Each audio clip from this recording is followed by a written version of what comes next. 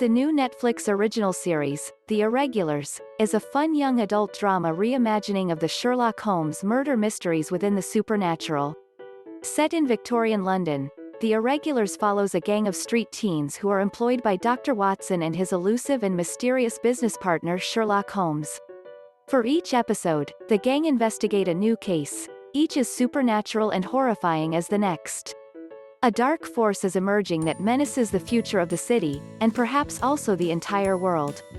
It is up to the teenagers to save the world. Although the series appears diametrically opposed to the rationality of the Sherlock Holmes stories, its Scottish author Arthur Conan Doyle was in fact very interested in the supernatural and spiritualism, publishing many supernatural and horror stories.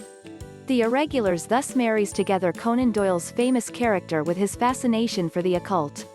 The Irregulars feels like a cross between the X-Files and Supernatural, but led by a group of teenagers in Victorian London. It is a lot of fun, oscillating between horror, investigative mystery and the supernatural genres. The first episode opens by introducing the two main characters of the series. Beatrice and Jessica are sisters. Jessie, Darci Show, is troubled by recurring nightmares that frighten her deeply. Thaddea Graham, tries to comfort her. B is a fierce character, with the spirit of a true leader. She is in fact the clear head of the gang, which includes best friends Spike, Mckell David, and Billy, Jojo Macari. The four teenagers take care of each other, living together in a basement in London. The gang will soon be joined by a fifth member, and potential new love interest for B, named Leo Harrison Osterfield. Unlike B, Jessie, Billy and Spike, Leo has not grown up in the streets of London. He is in fact Prince Leopold, who has lived cloistered in his royal palace because he is hemophiliac. Wanting to experience how the majority of the population lives, he meets the gang, and decides to follow them in their investigations.